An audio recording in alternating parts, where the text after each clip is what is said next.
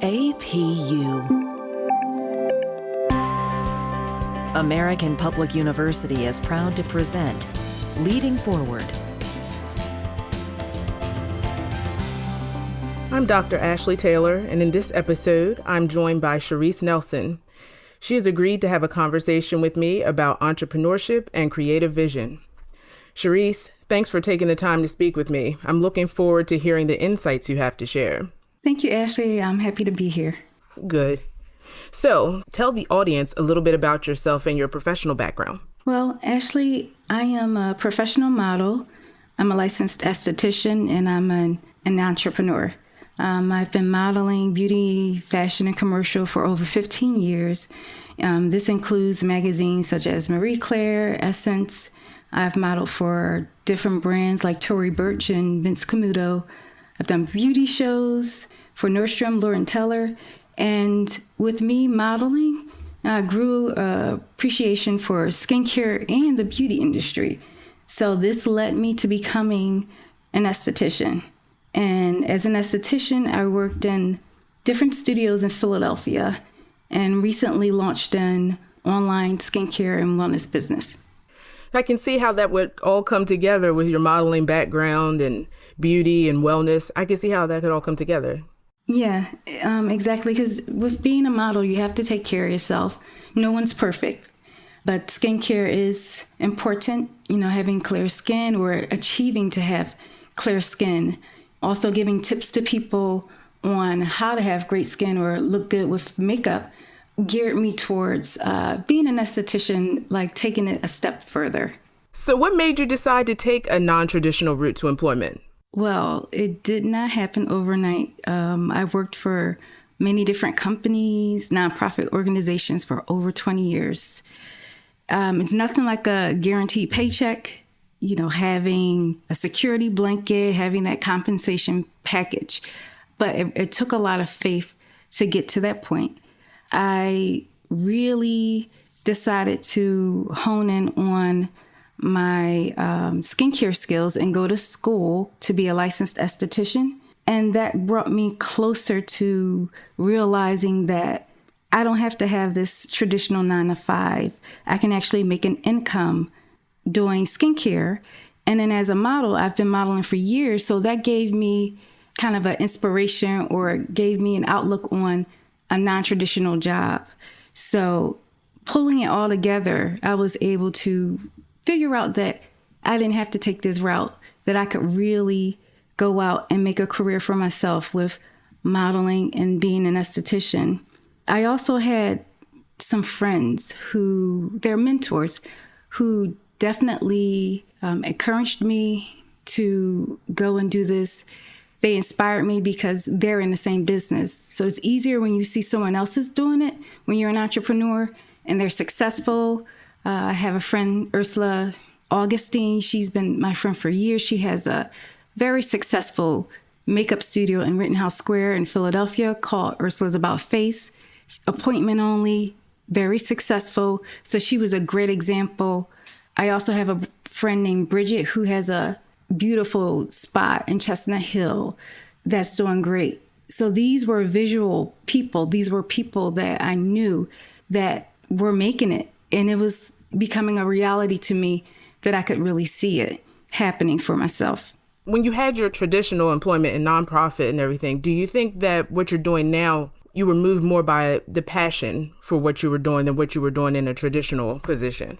That's exactly it. It was definitely a passion. I've always felt like that I didn't belong in that world. I felt like it wasn't for me. So I always felt out of place, even though I was a good employee. I did great work, but I felt like I didn't belong. It wasn't it wasn't a passion. I wasn't thriving for it. I wasn't really living the life that I wanted. So I wasn't completely happy. When I stepped more into the skincare and modeling, when I decided to put more time into it and become a professional as far as skincare, that's when things started to open up and make more sense. So tell us a little bit about your business. Well, As far as being a model, that's always, you're an entrepreneur when you're a model. Even when you have modeling agencies, I have a couple of modeling agencies that represent me, but you have to market yourself. You have to get additional bookings on your own. So that's always an entrepreneur way for me to make money or to make an income. As far as my skincare business, I started out doing services in different salons and spas around the city, including facials, different type of facials, cleansing, exfoliating, educating people about their skin. I did a lot with ensuring people how to have healthy looking eyes, especially camera ready eyes. People worry about dark circles. They worry about bags underneath their eyes, tired eyes. So different ointments, different serums that will help them with that. So when COVID hit, I decided to change things around because I'm not touching people's faces right now. A lot of people aren't. So I decided to do an online business where right now I'm selling skincare products and also herbal tea blends. And my business is called Flourishing Beauty and Wellness. You made an interesting point about when COVID hit. You know, a lot of people that are in traditional forms of employment lost their jobs. They lost their sources of income. But working for yourself, it seems that you were able to kind of pivot and then change what you were doing to fit what was happening in society and in the world. Yes. It made it easier for me to survive. Like when you have your own business, you have to pivot. You have to re-strategize, figure out ways where you're going to have your income coming in, because now you don't have that paycheck every 2 weeks coming into you from someone else. That safety net is not there. So your mind opens up. Your creativeness is there. You're talking to other entrepreneurs. You guys are bouncing off ideas off of each other, trying to see how we can survive through this, situation. And people are thriving now. Businesses are thriving now online. So I had to become online savvy. I had to boost up my social media. I had to really learn more about how to have a presence on the web, have a presence in social media. And I'm still learning. On social media, when people see all the different products and services there's something that you have to do to connect with those people, because it almost seems like instead of necessarily the product that you're selling or the business that you have, they're buying you. You know what I'm saying? Yes. Yes, they are buying you. Yes. Yeah, you have to make that connection with them. And COVID-19 certainly gave us an opportunity to really, like you mentioned, go online and start making those connections that way. Eventually, you'll find your tribe, or your tribe will find you based off of what you're posting, the energy that you're putting into your post. I try to be very upbeat. People get my personality right away. I'm very caring. I try to inspire. And whenever I post, people feel that. They feel that energy through that. And I get comments back saying, "Oh, this brightened up my day. You just inspired me."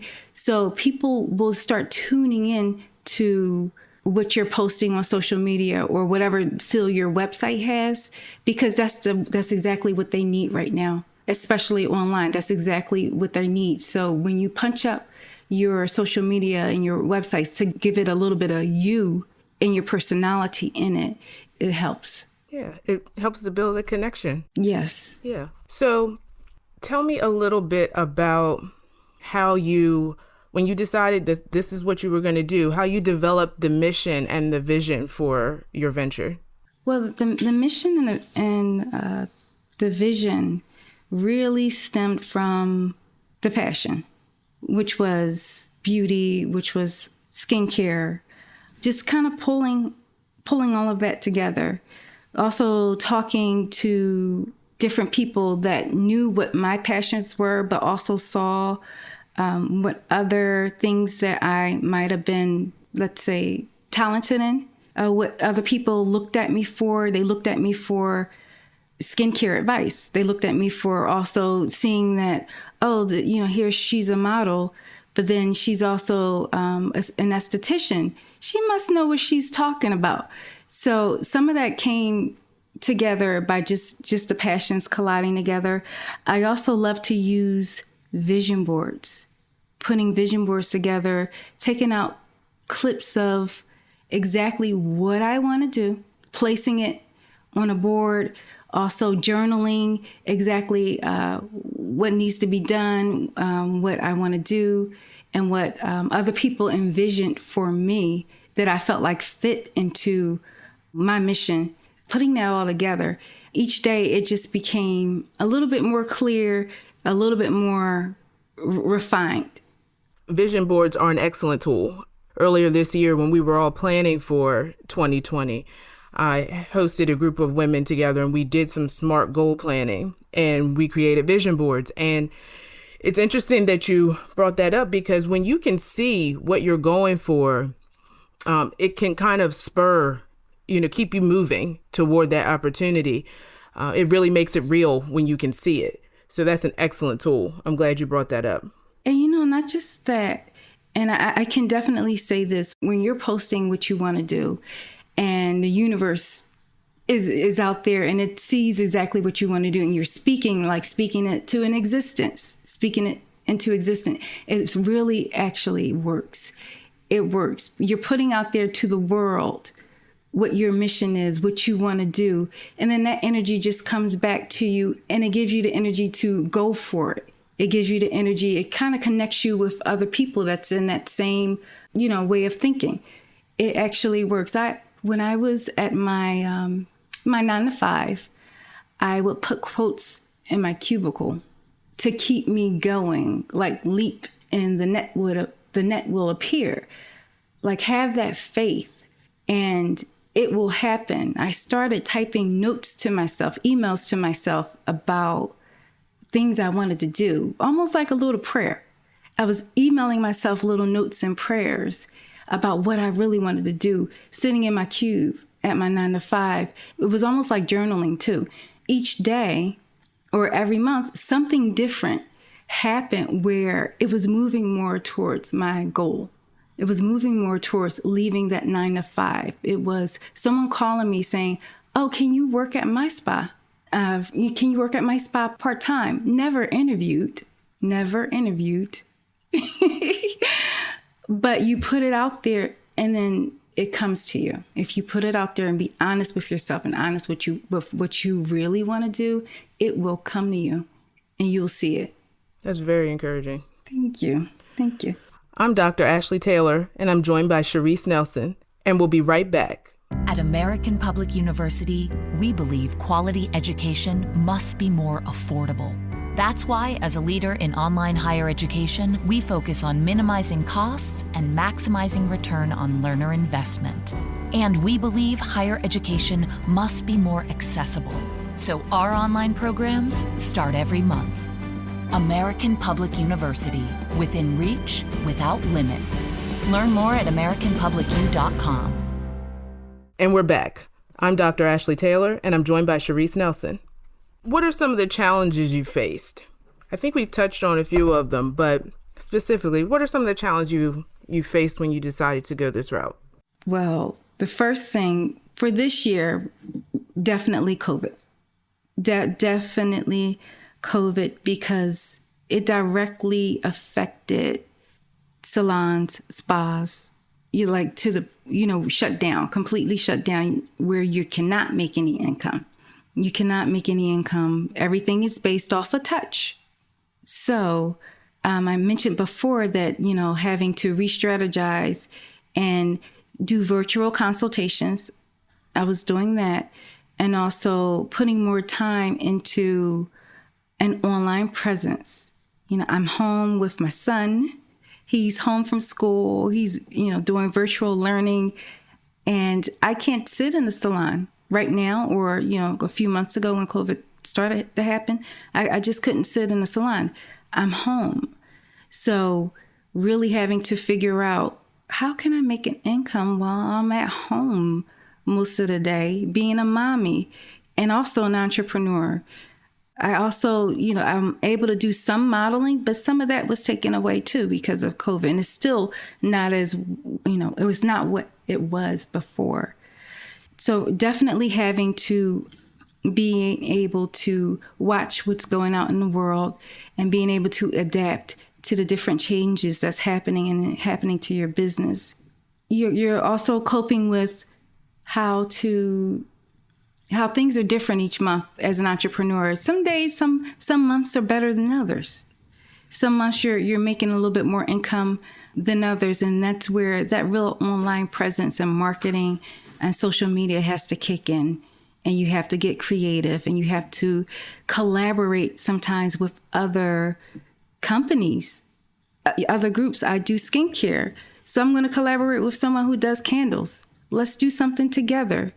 Let's do something virtual. Let's do virtual facials and light your candles, and let's do a sister moment.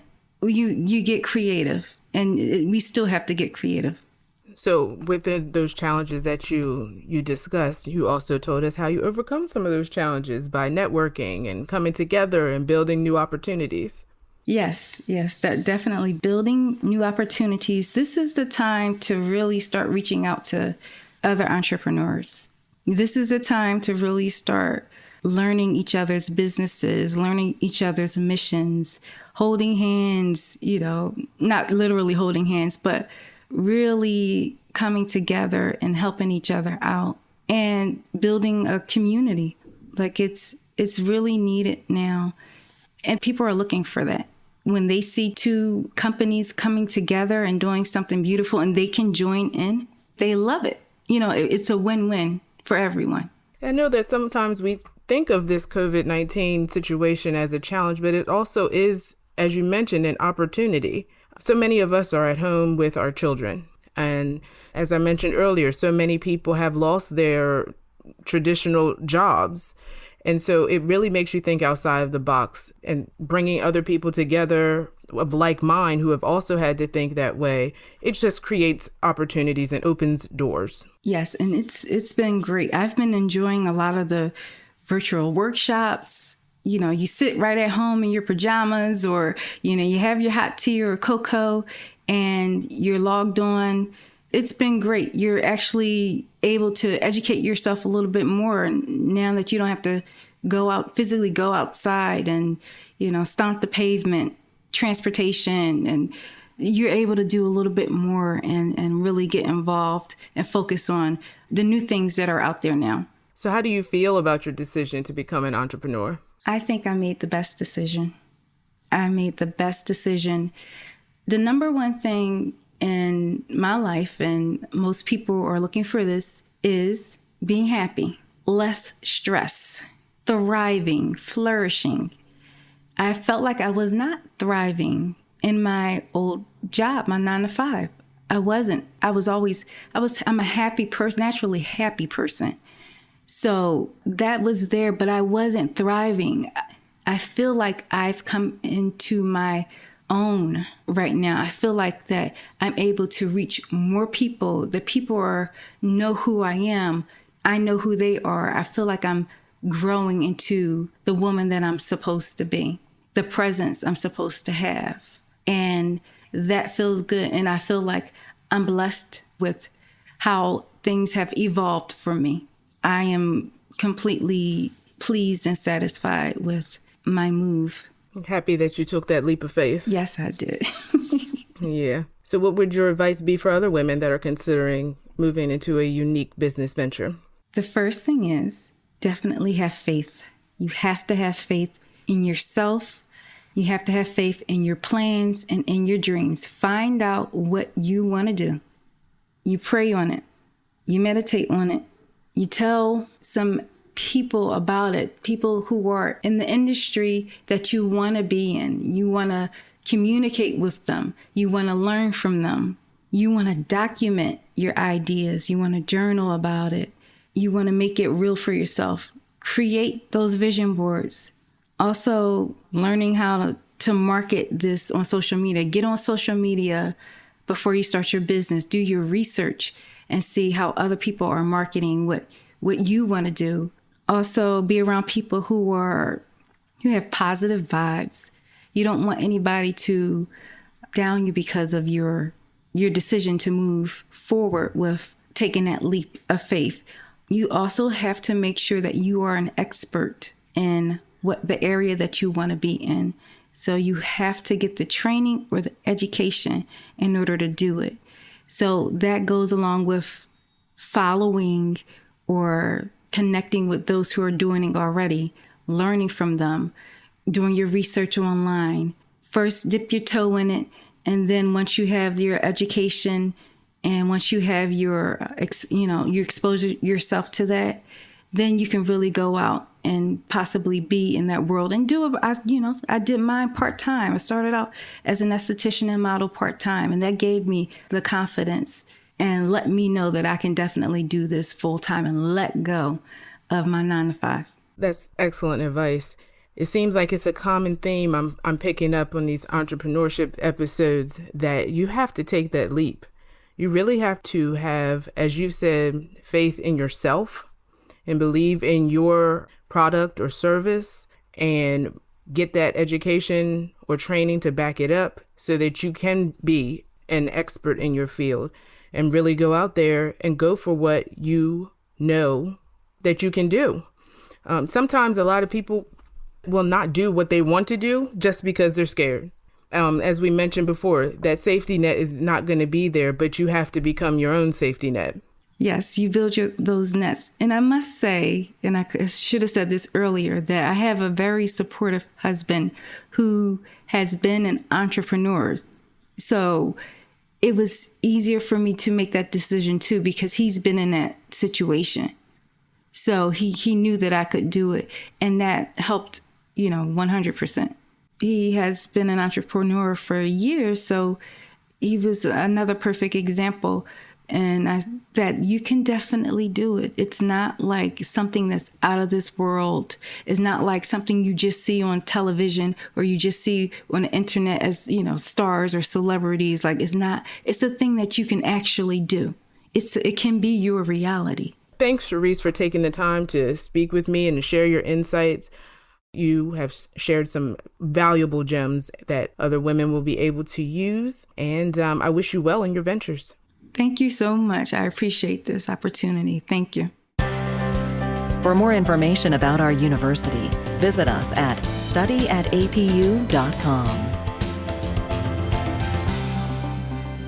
APU, American Public University.